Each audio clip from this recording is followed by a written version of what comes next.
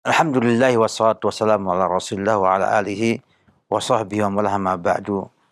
Kaum muslimin pemerhati roja dimanapun berada, alhamdulillah kita bersyukur pada Allah Subhanahu wa taala yang telah mencurahkan nikmatnya yang tak terhingga banyaknya ini. Kita masih dalam keadaan iman, masih mukmin, masih muslim, dan masih terus berusaha untuk memperbaiki keadaan kita agar bisa menggapai kesempurnaan Islam dan iman yang kita miliki.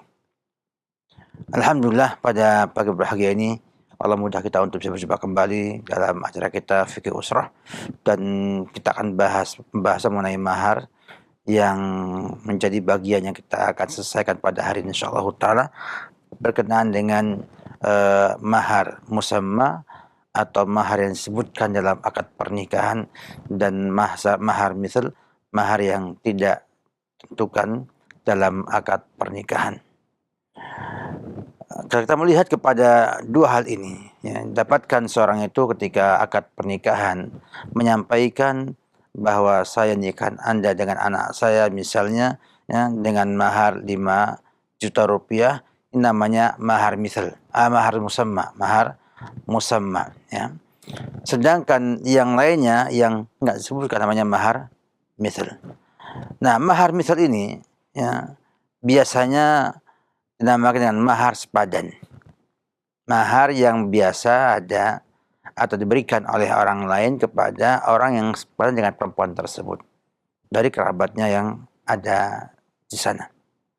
Nah, artinya dengan status sosial, pendidikan, dan juga kewajaran yang memang ada pada lingkungan kerabat yang dimilikinya.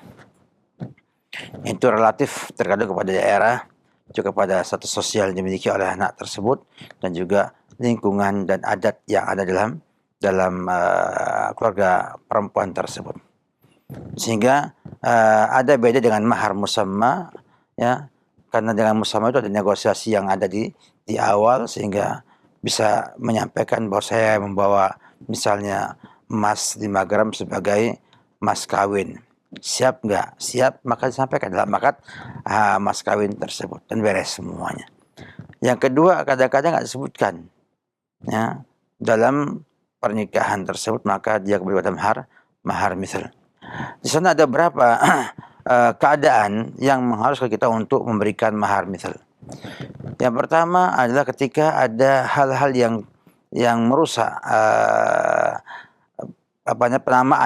penamaan mahar tersebut. Misalnya menyampaikan mahar dengan tidak jelas. Ya, misalnya ngasih emas, nggak ada gramnya, nggak ada bentuknya apa. Ya, sehingga sebutkan emasnya tapi tanpa ada keterangan ukurannya dan lain sebagainya. Maka mau nggak mau, ya, seorang laki-laki harus mengikuti mahar misal. Demikian juga ketika sudah terjadi akad pernikahan dengan sempurna syaratnya, sempurna rukunnya, namun tidak ada penyebutan di sana mahar, maka dia wajib untuk membayar mahar misal, mahar yang sepadan. Juga bila ada nikah shighar di mana nikah, ya, yang tidak ada mahar di sana. Seperti misalnya ada seorang laki-laki, ya, menikahkan adik perempuannya kepada seorang temannya dengan syarat temannya menikahkan anaknya kepada dia tanpa ada di sana mahar yang dibayarkan. Maka di sini, ya, wajib adanya mahar misal, ya. Wajib adanya mahar misal. Ya, ada khilaf ulama apakah nikah yang fasid atau nikah yang sahih. Yang sahih adalah dia itu sahih tapi membayar mahar misal yang ada, artinya mahar sepadan yang ada di sana berlaku di tempat tersebut. Yang keempat adalah apabila mahar itu, ya, disertai dengan syarat. Ya. Dengan apa? Dengan syarat. Kemudian tidak terjadi syarat tersebut, ya, maka ini kembali kepada mahar sepadan tadi. Dan yang kelima adalah bila terjadi pernikahan yang fasid. Pernikahan yang fasid, yang rusak, yang tidak sesuai dengan syariat, kurang syarat-syaratnya, maka maharnya itu wajib diberikan dengan mahar yang sepadan dengan sang perempuan tersebut. Juga ada di sana keadaan di mana seorang wanita itu hanya mendapatkan separuh maharnya. Separuh mahar, namanya tansiful mahar. Pernah mengatakan bahwa ada beberapa keadaan. Yang pertama adalah bahwa seorang suami itu mentalak istrinya sebelum dukhul, sebelum hubungan suami istri. Dengan syarat bahwa talak itu dengan kehendak sang suami. Sang suami. Sehingga akhirnya sang istri berhak mendapatkan separuh mahar yang disebutkan dalam akad pernikahan tersebut.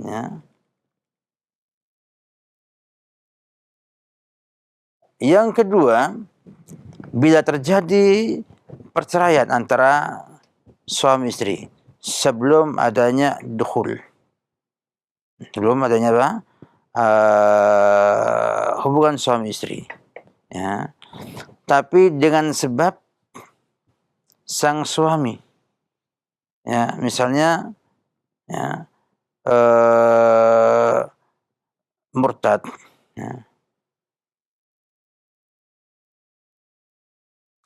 setelah mahar diserahkan, maka dia mendapatkan juga separuh saja.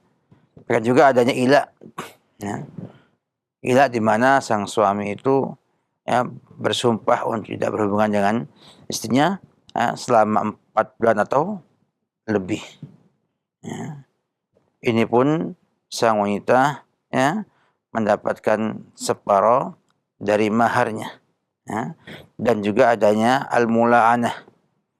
Maka di sini juga sang perempuan mendapatkan separuh daripada mahar yang sudah diserahkan kepada mereka. Ada keadaan di mana mahar itu gugur, tidak ada mahar. Apabila terjadi perceraian antara pasangan suami dengan dengan permintaan dari sang suami dengan sebab adanya ilah atau aib pada sang istri sebelum digauli, ini akan gugur semua maharnya. Jadi ketika pernikahan kemudian sang suami menceraikannya dengan sebab melihat ada aib dalam diri sang istri tersebut. Yang kedua, jika ada juga perceraian antara dua pasangan suami istri ini dengan permintaan dari sang suami dan sang istri dengan sebab suami dengan sebab aib yang ada pada suaminya sebelum adanya hubungan suami istri, ini juga gugur maharnya. Juga bila ada perpisahan ataupun perceraian sebelum dukhul, sebelum hubungan suami dengan sebab adanya tidak kufu, tidak kafaah dalam suaminya, tidak kufu, misalnya suaminya fasik, perempuannya salihah misalnya. Demikian juga apabila tidak ada perceraian antara pasangan suami sebelum adanya dukhul, sebelum adanya hubungan suami istri, dan sebabnya dari sang istri, seperti dia murtad dari Islam, maka di sini sang istri tidak mendapatkan mahar tersebut. Ini adalah hal yang sampai para ulama rahimahullahu taala berkaitan dengan kewajiban memberikan mahar penuh, mahar separuh, atau gugur mahar tersebut. Dan demikian maka kita dapatkan bagaimana Islam mengatur detail dalam permasalahan mahar ini, menunjukkan pentingnya permasalahan ini. Jangan dianggap sepele oleh kita semuanya. Karena saya lihat banyak orang yang menyepelekan permasalahan ini. Dan kadang timbul perselisihan atau perselisihan ataupun sengketa tentang mahar ketika timbul perceraian pada pasangan tersebut. Nah, kita nggak boleh saling menzalimi dan tidak boleh saling membenci dengan sebab perceraian tersebut. Allah katakan, wala tansawna fadlan bainakum. Tidak boleh pasangan itu melupakan jasa pasangannya hanya akibat karena perceraian yang ada. Perceraian yang ada yang banyak membuat masalah adalah ketika pasangan itu bercerai tidak baik-baik dan akhirnya tidak menaikkan hak-hak yang harusnya dinaikkan.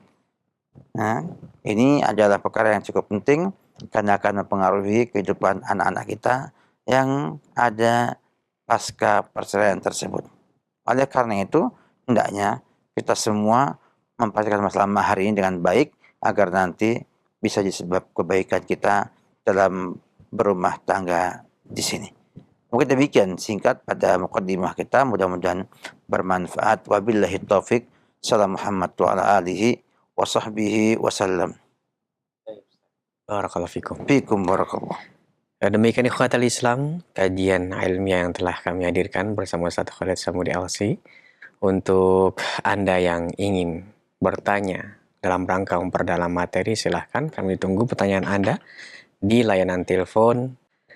Pertanyaan dari pesan singkat, Assalamualaikum warahmatullahi wabarakatuh, Ustaz. Waalaikumsalam warahmatullahi wabarakatuh. Terjadi sebuah pernikahan karena perjodohan dan qadarullah setelah menikah ternyata suami itu memang mempunyai kelainan, dia menyukai sesama jenis sehingga tidak terjadi dukhul.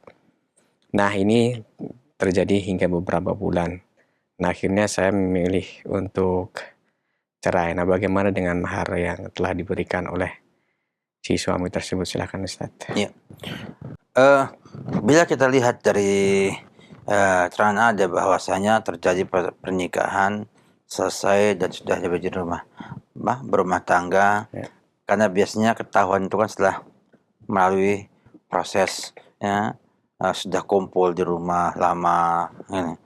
Sehingga otomatis ya, sang wanita berhak mendapatkan mahar secara sempurna, Kemudian ternyata ada aib pada pihak laki-laki, ya. Ini aib ya, walaupun sebagai orang bukan aib, ini aib, ya. Ada penyakit yang obatnya sangat susah, ya. Bahkan para ulama mengatakan bahwa hukuman mereka yang liwat, yang homoseksual ini adalah sampai dibunuh ya, sampai di hukum mati. Tentang kesenangan pada laki-laki, terkadang munculnya itu tidak mesti harus ada hubungan liwat ataupun homoseksual, ya. Hanya mungkin kecenderungan dia kepada laki-laki, tapi maka hendaknya sang laki-laki ini bila belum sampai pada tahapan terkena penyakit tersebut sampai hubungan seperti itu, maka hendaknya bertobat sama Allah Subhanahu wa taala dan bersama mengobatinya untuk agar sembuh dan nanti bisa mempertahankan rumah tangganya. Kalau nggak mau juga ya bertobat ataupun mengobati sakit yang dimilikinya itu, atau nggak merasa sebagai sebuah penyakit, maka harus diajarkan, harus dipahamkan bahwa dia ini sedang kena masalah cukup besar dalam hubungan rumah tangganya nanti. Nah, kalau juga nggak mau juga sudah ya, ajukan aja perceraian karena apa? Ada aib pada suami tersebut. Ya, bisa menggunakan cara khulu, ya, dengan cara perempuan memberikan kompensasi, tidak mesti mahar. Yang penting ada kesepakatan antara dua orang tersebut untuk mengembalikan sejumlah maharnya atau yang lainnya sesuai kesepakatan yang ada di antara kedua belah pihak. Ya, dan itu tidak ada masalah. Secara hukum boleh perempuan untuk minta cerai dengan sebab hal seperti itu. Nah, dan maharnya bisa jadi dikembalikan semuanya, bisa juga enggak. Nanti tergantung kepada proses khulunya. Apakah suami minta mahar dikembalikan? Kalau minta dikembalikan sebagai apa? Kompensasi daripada khulu tersebut. Tapi kalau memang suami enggak mau, dia hanya minta sejumlah uang kecil, atau mungkin juga kadang-kadang suami nggak mau minta apa-apa, namun uangnya hanya untuk urusan pengadilannya, pun tidak masalah. Yang penting sudah ada muwafaqah bahwasanya perempuan telah menyerahkan sejumlah uang sebagai bentuk kompensasi atas permintaan gugat cerai yang dimiliki oleh wanita tersebut. Tidak ada kompensasi yang ke sana. Ya. Nah, kalau demikian maka selesai urusannya. Ya. Artinya mahar nggak bisa kembali, tapi juga kadang-kadang kalau diminta ya dikembalikan mahar sebagai kompensasi atas perceraian dengan sistem gugat cerai tersebut. Wallahu a'lam bishawab. Atas bimbingan yang telah disampaikan dan jawabannya semoga menjadi tambahan ilmu untuk kita semuanya. Selanjutnya kami berikan kesempatan kembali, silahkan untuk Anda yang bertanya via telepon. Halo.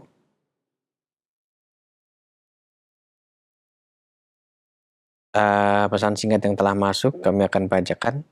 Ustadz, apa yang harus dilakukan oleh seorang istri jika sang suami sama sekali tidak ada tarbiyah kepada istrinya? Suami seolah acuh tak acuh dan tidak ada perhatian terhadap kebutuhan lahir dan batin istrinya, termasuk pendidikan. Hal ini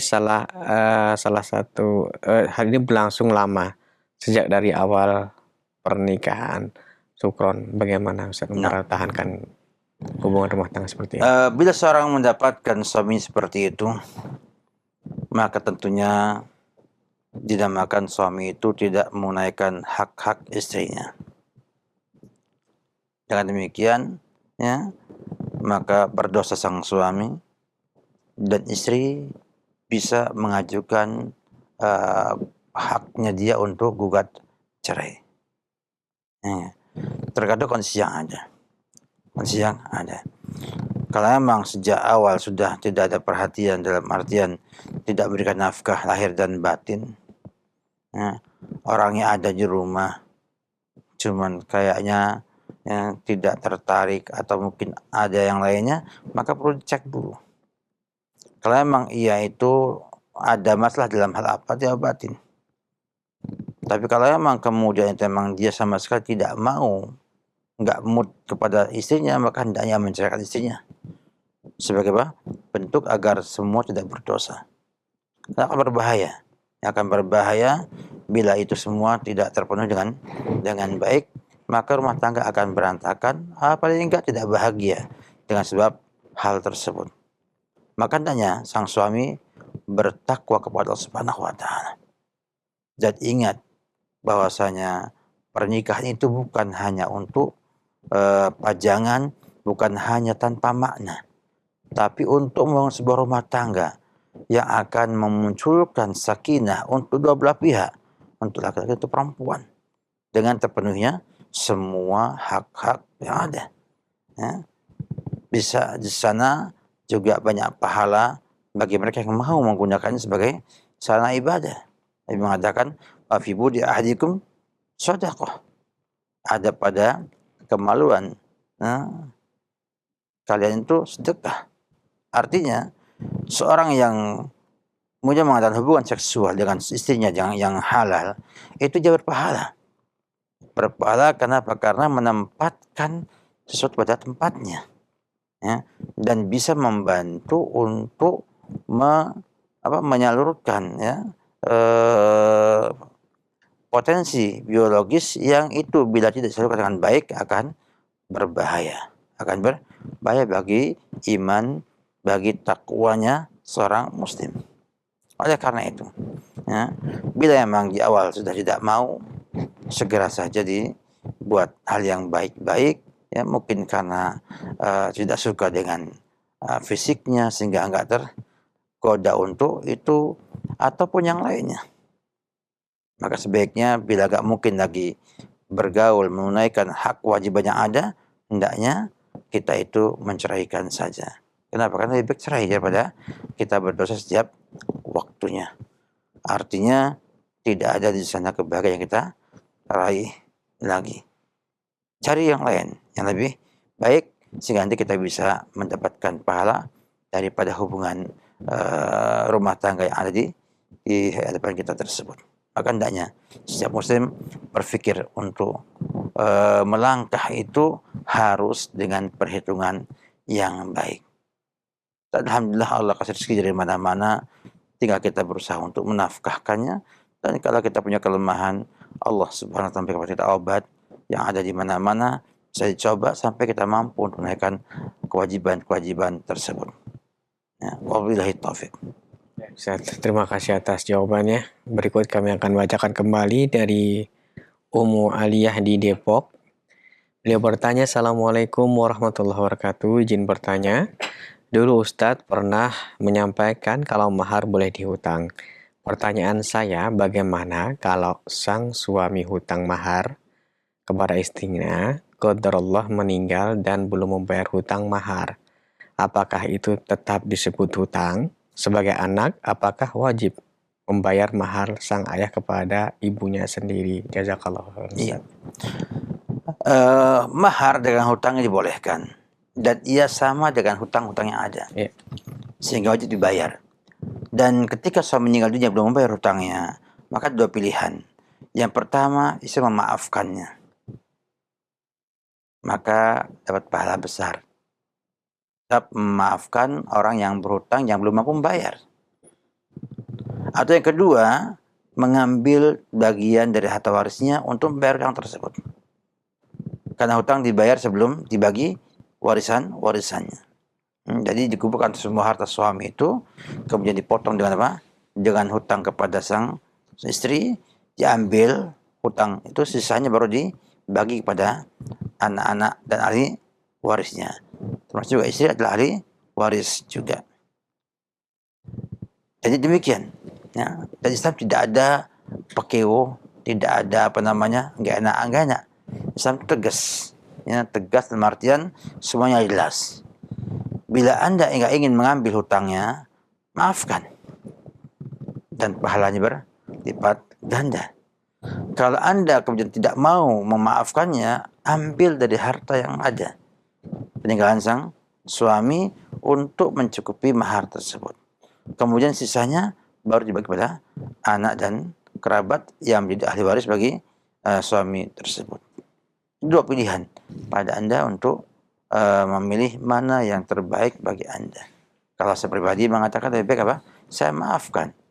Kenapa? Orang sudah meninggal dunia, ya, masih juga suami kita yang punya jasa besar, memberikan manfaat banyak kepada kita sebelumnya, sampai meninggal dunia, dan juga punya anak-anak. Sehingga dengan kita itu kemudian memaafkan hutang sang suami, berarti kan sudah pahala besar. Allah katakan masuk surga. Kemudian juga akan memberikan kemudahan pada anak-anaknya untuk mendapatkan harta waris lebih banyak lagi. Namun itu semua kembali kepada Anda sebagai orang yang punya hak untuk memutuskan yang terbaik bagi Anda. Wabillahi taufik. Baik, saya terima kasih atas jawabannya. Berikutnya kami berikan kesempatan, silahkan untuk Anda yang ingin menghubungi kami via telepon. Halo? Halo? Silahkan untuk bisa bergabung bersama kami di kesempatan pagi hari ini seputar pembahasan mahar. Halo? Silahkan. Kami akan baca dari pesan singkat dari hamba Allah. Ustadz menanyakan bagaimana seorang istri yang tidak akur dengan mertuanya, tidak baik dalam hal adab dan tidak hormat serta perhatian kepada mertuanya, tidak pernah ngobrol dengan mertuanya kalau bangun tidur di rumah mertua jam 9 pagi dan tidak peduli dengan keluarga suaminya.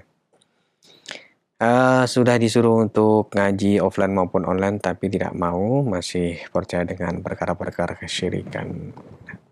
Pertanyaannya, bagaimana Ustadz cara menghadapi istri yang seperti ini, Ustadz? Syukron, barakallahu fiik. Iya. Sesuatu yang salah di awal tentunya menuai hasil di akhir.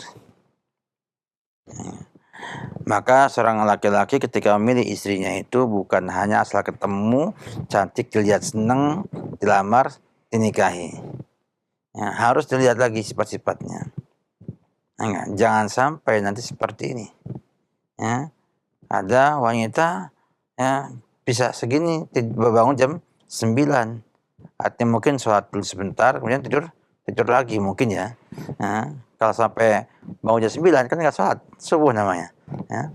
Yang kedua, hubungan dengan mertua tidak baik dan lain sebagainya. Ini hanya akibat, ya, akibat daripada kesalahan dalam memilih pasangan hidup kita. Nah, ketika kita sudah salah pilih di awal, otomatis harus memperbaikinya. Nah, tidak hanya cukup dengan mengatakan disuruh ngaji, ya, online ataupun offline. Enggak bisa begitu, tidak sederhana itu. Ya. Maka yang benar adalah bagaimana Anda sebagai pemimpin rumah tangga melihat rakyatnya itu bandel, enggak menurut, kan harus ada di sana punishment. Ya, ada apa? Hukuman, ya enggak? Juga ada reward untuk yang patuh dan sebagainya. Nah, sehingga kalau Anda ingin sukses, ya, yang pertama adalah buat ia mencintai Anda dengan sepenuh hati. Nah, kemudian setelah mencintai Anda, maka Anda atur dia untuk mencintai yang Anda inginkan. Sehingga kalau Anda ingin senang, misalnya dia bangunnya subuh, jangan bangun subuh. Ya. Dan power, kekuatan daripada rasa cinta ini luar biasa. Luar biasa. Ya. Banyak orang yang sampai tidak suka makanan ini ketika lihat suaminya suka, maka akhirnya dia mengalah untuk menyukai makanan yang suami senang itu. Jadi begitu kondisi yang ada. Yang kedua, memang mengajak dan mendakwahi dia itu tidak semudah membalik-balik tangan kita hitam dan putih ini. Ya, kenapa? Karena memang punya perasaan, punya hati, ya. Sehingga ketika dia merasa bahwasanya suaminya tidak memberikan kepada dia kenyamanan, keuntungan, kemaslahatan, tentunya dia akan suka kalau diajak berubah oleh suaminya tersebut. Maka berjuanglah memperbaiki dia semaksimal mungkin, ya, dengan dakwah, dengan doa, dengan cara yang ada, ya, bahkan mungkin melibatkan pihak ketiga, ya, untuk merubah keadaan dia. Dan jangan lupa berdoa terus. Ya, karena Nabi Zakaria dengan doanya yang tidak pernah bosan-bosannya, Allah kabulkan permintaannya dengan memperbaiki istrinya yang mandul jadi subur, yang perangainya buruk jadi baik. Maka cobalah dakwahi, diajak kembali bicara, dicarikan teman-teman yang baik untuk kumpul dengan mereka, insya Allah. Ya, insya Allah mudah-mudahan dia mau menerima bimbingan daripada saudara. Tentang hubungan itu memang banyak ya. Menantu putri dengan mertua putri emang kadang-kadang tidak ketemu, ya, frekuensinya nggak ketemu frekuensinya, sehingga susah akurnya. Nah, ini perannya suami, sinilah, ya, bagaimana ia mampu mengatur gelombang keduanya ini. Ya, kalau ia kelebihan ya diatur, ditahan, kalau ini kelebihan ditahan, ya, sehingga bisa jadi hal yang baik. Karena bagaimanapun juga yang namanya ibu, kita wajib berbakti sama dia, dan istri pun harus kita cintai, kita sikap dengan adil. Ya. Dan tidak boleh kita punya niatan menceraikan istri hanya karena dia belum terbina dengan baik oleh kita. Hendaknya kita semua bertakwa kepada Allah Subhanahu wa taala dan berusaha untuk mendidik istri-istri kita. Dialah jarul junub. Jarul apa? Junub. Ya. Jadi betul-betul dia jadi tetangga yang paling dekat dengan kita. Maka bila Anda ingin selamat, ingin mudah, ingin dapatkan kemudahan yang banyak, maka perbaiki istri kita. Ya. Perbaiki dia agar jadi sebaik-baiknya penolong kita dalam urusan dunia dan urusan akhirat. Dengan istri yang salehah, akan mampu membina anak-anak jadi salehah juga. Sehingga peran orang tua, peran bapak bisa banyak dihandle oleh ibu tanpa meninggalkan perannya sebagai pemimpin dalam rumah tangga tersebut. Maka hendaknya kita bertakwa kepada Allah Ta'ala dan berusaha bagaimana saudara mendakwahi istri tersebut. Bila sudah tidak memungkinkan lagi, dakwahnya sudah memungkinkan dan kayaknya maslahatnya dicerai, cerai nggak apa-apa. Ya, cerai nggak apa-apa, cerai. Ya, bukan halangan bila itu untuk kebaikan bersama. Wallahu a'lam bishawab. Saya terima kasih atas nasihat dan jawabannya. Selanjutnya kami berikan kesempatan kembali. Kami akan bacakan pertanyaan dan pesan singkat dari Ibu Rohilah di Cengkareng. Assalamualaikum Pak Ustadz, bagaimana hukumnya suami yang tidak pernah mengasih nafkah selama 23 tahun sampai anak saya sekarang 23 tahun. Selama ini suami setelah saya punya anak nih ninggalin saya selama 20 tahun begitu saja. Lalu saya sampai sekarang Ustadz, dan sampai sekarang saya juga belum nikah lagi Ustadz. Bagaimana tentang hal ini Ustadz? Ya. Memang Islam memberikan kepada suami hak untuk bercerai, ya, dan bukan pada perempuan. Namun juga memberikan solusi ketika sang laki-laki berbuat zalim. Misalnya ini, meninggalkan istri 23 tahun sama anaknya, tanpa nafkah, tanpa apa. Ya. Dan Anda ketika itu juga tidak menuntut untuk dicerai. Sampai 23 tahun baru berpikir apa? Bercerai. Ya. Padahal harusnya kalau Anda ingin cerai, bisa. Dan dibolehkan bercerai. Ketika apa? Suami ya pergi, tidak ketahuan juntrungannya, ataupun ketahuan orangnya ada, nggak mau ngurusi keluarga, ada. Kalau Anda masuk ke pengadilan, maka sang laki-laki wajib memberi nafkah kepada Anda dan anak Anda dengan paksa oleh pengadilan. Kalau Anda nggak mau, Anda bisa ajukan ke pengadilan perceraian. Daripada hidup ya, statusnya bersuami padahal apa? Tidak punya suami. Ya. Lebih baik apa? Bercerai, kemudian apa? Mencari suami yang lebih bertanggung jawab ya untuk itu. Ya.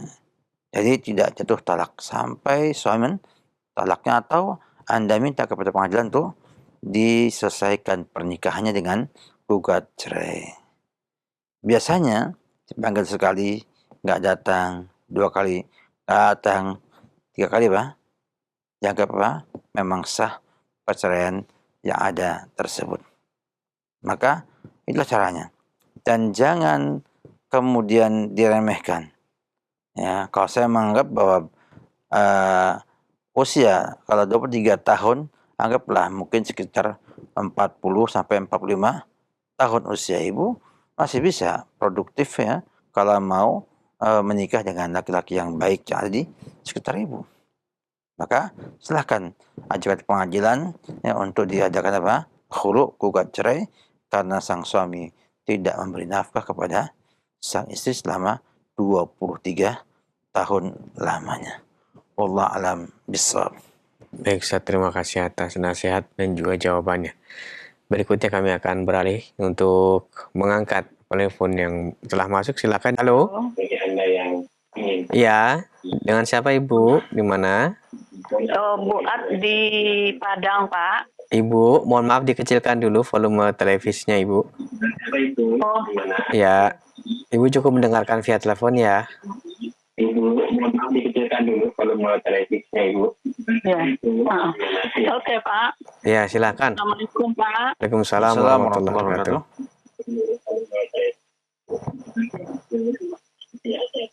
Ya, silakan. Ini saya mau bertanya, Pak. Ada ponakan saya laki-laki. Jadi dia menikah tanpa persetujuan bapaknya, orang tuanya. Dia ponakan saya laki-laki. Jadi dia menikah tanpa persetujuan bapaknya, orang tuanya. Dia lari dari rumah. Ya. Jadi dia menikah. Iya Ibu, langsung saya disampaikan Oke. secara menyeluruh Bu. Ya, dia menikah diam-diam tanpa wali, Pak. Laki-laki kan ini Bu? Ya, dia laki-laki menikah Ya. tanpa wali gitu. Iya. Cukup? Apakah sah dia nikahnya? Iya Bu. Iya. Apakah sah? Oh. Iya, kita paham Bu ya. Iya. Iya. Terima kasih atas pertanyaan Ibu dalam hal ini. Bila ada sang laki-laki itu menikahi wanita tanpa bicara ke orang tua sang laki-laki, tanpa memberitahu, atau bahkan mungkin juga nggak ngajak, dengan banyak alasan, maka pernikahannya tetap sah. Sebab rukun syarat terpenuhi. Yang penting yang perempuan punya wali. Namun ini sah secara hukum. Namun bukan mesti baik bagi kita semua. Ya, tidak semua yang dibolehkan oleh syariat kita amalkan. Ya. Harusnya kita kembali kepada pengertian pernikahan itu adalah menggabung dua insan dalam sebuah rumah tangga yang berefek pada berkumpulnya, bersatunya dua kerabat yang besar di sana.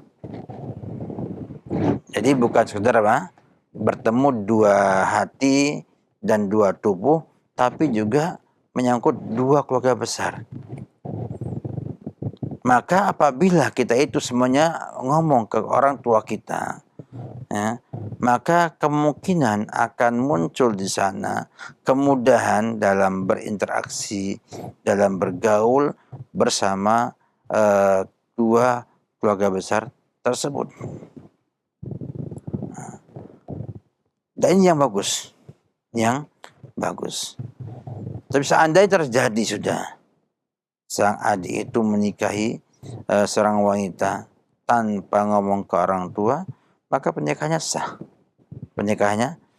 Yang penting ada wali perempuan yang menikahkannya tersebut. Wallahu a'lam bishawab. Terima kasih Ustaz atas jawaban dan nasihatnya. Selanjutnya kami berikan kesempatan kembali. Masih di layanan telepon. Halo. Silakan. Halo.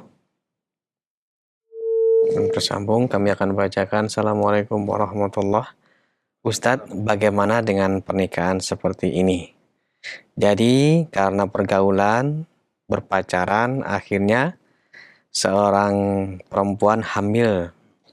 Kejadian. Kemudian, karena laki-lakinya ini cuman ingin main-main saja sebenarnya, dan dia akhirnya dituntut bertanggung jawab dan berkesepakatan, saya hanya mau menikahi, kemudian setelah nikah resmi, kemudian tidak malu lagi di masyarakat, saya akan menceraikan istri saya. Dan itu sudah terjadi, bagaimana Ustaz?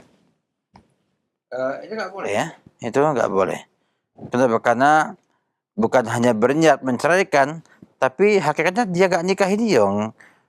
Tidak ada keridoan dari pihak sang suami untuk menikah. Dan di antara syarat pernikahan adalah ridhonya dua belah pihak. Ya, lakinya ridho, perempuannya ridho. Ya. Tapi ini dipaksa dan sudah ngomong di muka, saya selesai akan nikah, dah pernah pergi. Dan tidak boleh kita menghalalkan sesuatu dengan cara seperti ini. Maka tetap nikah dengan resmi, ya. Terserah nanti apakah dia akan menceraikannya tuh menyusul, tapi tidak boleh ada sana ungkapan di awal bersyarat bahwa saya nikahi dengan syarat saya tidak akan menggaulinya dan tidak akan menikahinya. Nggak bisa. Yang kedua, ini yang harus dikasih pelajaran. Ya enggak? Sudah berzina, ya enggak? Main-main lagi, ya enggak? Dianggapnya hal ini sangat nggak boleh. Ya, nggak boleh demikian. Double, dia sudah berzina sebesar dan dia pakai itu main-main aja. Ya. Menyakiti hati sang perempuan, dan juga dia tanggung jawab dengan bibit yang ditanami tersebut. Jadi jangan orang segampang aja. Oke, saya nikahi, tapi saya pengen cerai langsung, nggak bisa. Ya. Kalau Anda diniatkan saja di hati itu aja ada masalah. Pertama, banyak yang melarang. Hanya kamu ketika misalnya ketika kita safar, kita kerja di Amerika 2 bulan misalnya, nggak bisa bawa keluarga, akhirnya apa? Kita nikah di sana dengan niat kalau nanti saya pulang ke Indonesia saya akan cerai istri saya. Nah, itu aja maksud yang melarang. Ya, maksud yang melarang, ya, apalagi ini di awal sudah ngomong saya hanya nikah hanya tuh untuk legalitas aja, ya, agar supaya kamu tidak malu. Mana yang malu? Dibongkar di dunia apa bukan di akhirat? Kalau bukan di akhirat, malu. Sebab yang lihat orang banyak seluruh dunia kumpul di akhirat nanti, yang antum dipermalukan di hadapan mereka dengan nyampaikan malunya itu, aib itu, dan itu lebih besar daripada dibuka di dunia ini. Ya. Wallahu alam bissawab. Baik, saya terima kasih atas nasihat dan jawabannya. Selanjutnya kami berikan kesempatan kembali, silahkan. Halo? Halo? Silahkan. Halo, Assalamualaikum. Waalaikumsalam warahmatullahi wabarakatuh. Dengan siapa di mana? Dari Jayapura, ini Bapak Suyono. Silakan Pak Suyono, pertanyaannya disampaikan. Ini pertanyaannya di luar tema, boleh Pak? Ya, silakan Pak. Yang saya mau tanyakan ini, Al-Quran diturunkan kepada Allah, diturunkan kepada Nabi Muhammad. Itu kan bukan untuk orang Islam saja, untuk seluruh umat manusia seluruh dunia yang mau. Bukan untuk orang Islam saja, untuk seluruh umat manusia seluruh dunia yang mau. Itu coba dimatikan, dikecilkan Pak volume televisinya, volume suara, Pak. tidak dengaran Pak suaranya. Iya. Ini pertanyaan Bapak tidak jelas. Ini kita perhatikan dulu Pak. Iya. Iya. Iya, sudah. Sudah? Oke. Yang saya mau tanyakan, Al-Quran kan diturunkan dari Allah melalui Nabi Muhammad SAW. Itu untuk manusia, seluruh umat manusia yang mau. Ya, para Al-Quran itu petunjuk, pedoman hidup.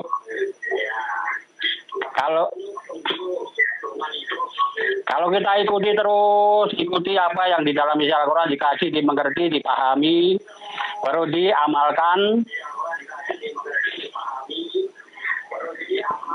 pasti itu mengarah ke surga sana.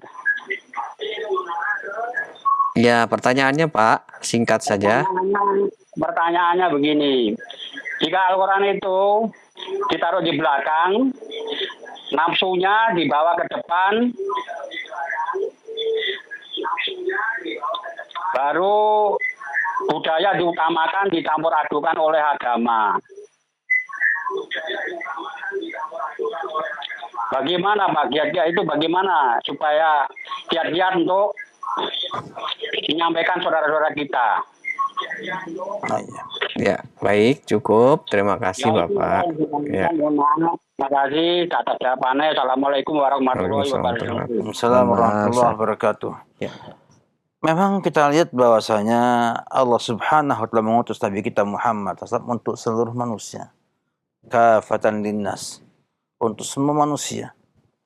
Maka beliau mengatakan tidak ada ya mamin Yahudiyin wala Nasraniyun sami'a bi walam yu'min illa annahum min ahlin nar. Ya. Artinya tidak ada orang Nasrani, orang Yahudi yang mendengar dakwahku ini, yang sampai pada dakwahku ini dan tidak beriman denganku, dia masuk neraka. Karena memang agama ini adalah agama untuk seluruh umat manusia. Sehingga tidak ada alasan bagi orang lain, ya, non-muslim, untuk tidak beriman kepada ajaran Nabi kita Muhammad SAW. Ya. Karena Nabi kita diutus untuk semua umat manusia. Nah, tentang kiat dakwahnya tentunya adalah kita berusaha untuk menyampaikan pada mereka tentang Islam. Karena banyak yang tidak mau masuk Islam, mungkin ada syubhat, ada sebuah alasan atau dalih, ya, karena melihat kaum muslimin yang seperti ini kondisinya. Ya. Namun kita katakan ini adalah fitnah bagi semua orang. Untuk mengetahui mana yang shadiq, mana yang benar, dan mana yang kadhib, yang dusta. Sehingga kita sebagai mukmin, sebagai muslim harus berusaha untuk mendakwah mereka. Dengan cara pertama misalnya, ya, dengan hikmah,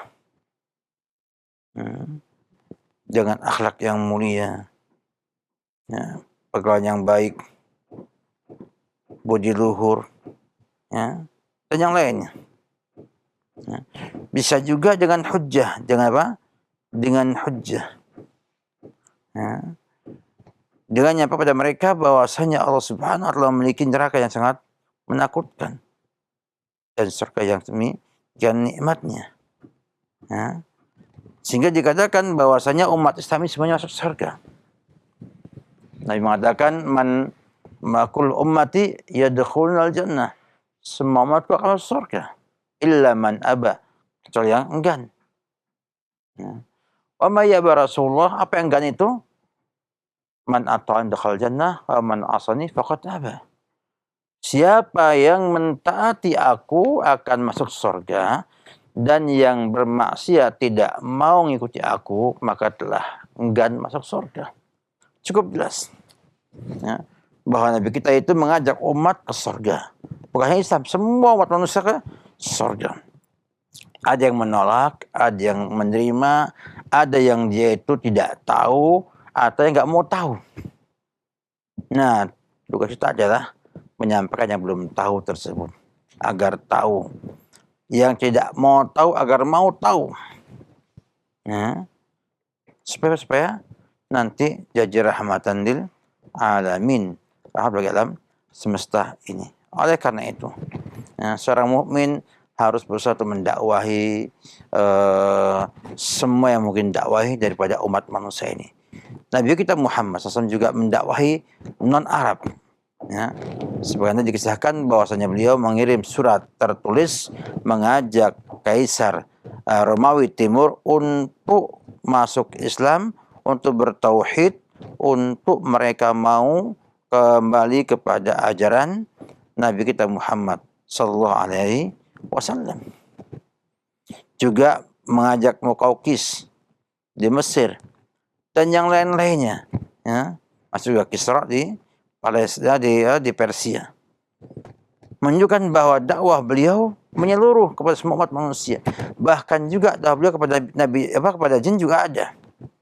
Dikisahkan bahwa Nabi kita itu pernah mengajarkan agama kepada para jin.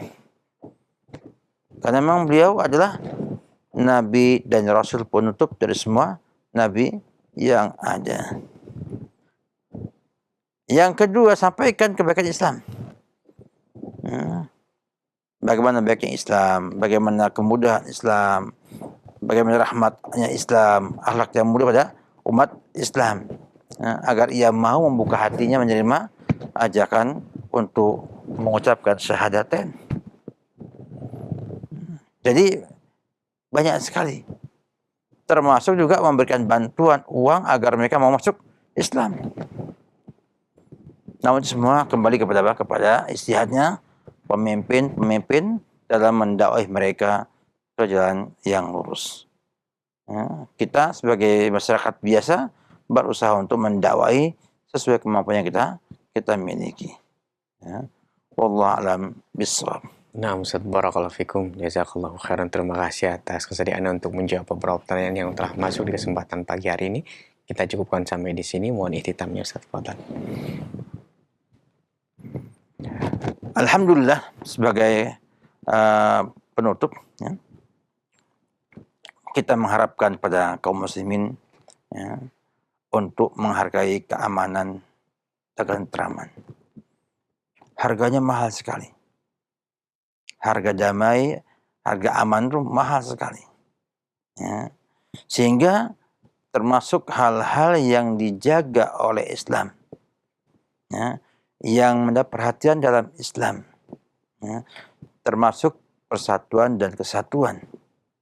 Dua hal ini adalah dua perkara yang besar yang mendapat perhatian besar dalam Islam.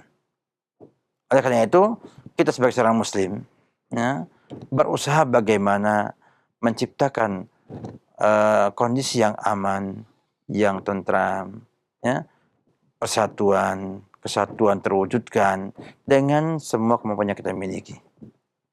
Maka janganlah kita bertengkar, janganlah kita ribut, janganlah kita berkelahi, apalagi sampai bunuh-bunuh hanya karena urusan duniawi, ya, yang tidak ada harganya di mata syariat Islam.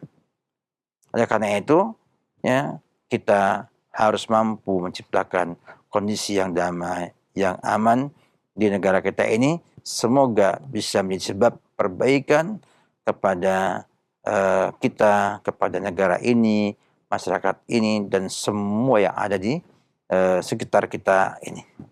Mari jaga keamanan, jaga kedamaian, jangan berpecah belah, jangan berkelahi, jangan juga saling bunuh-membunuh, karena kita ini adalah bersaudara, sama-sama kaum muslimin.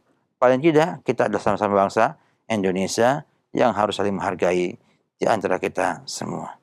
Ya, demikian, semoga bermanfaat, dan mohon maaf kepada teman-teman di Studio Raja, dan juga syukur, terima kasih kepada antum semuanya yang sudah menyelenggarakan acara seperti ini. Semoga diberi kemudahan, keistiqomahan, dan semoga liburan yang cukup panjang ini, ya, memberikan arti yang tersendiri pada kita semuanya. Semoga bermanfaat. Ucapan syukur juga kepada antum semua para pemirsa yang aktif dan yang pasif dalam acara ini. Semoga kita semua istiqomah dalam Islam, dalam sunnah Nabi kita Muhammad sallallahu alaihi wasallam. Salam Muhammad wa ala alihi wa sahbihi wasallam. Subhanaka wa ta'ala.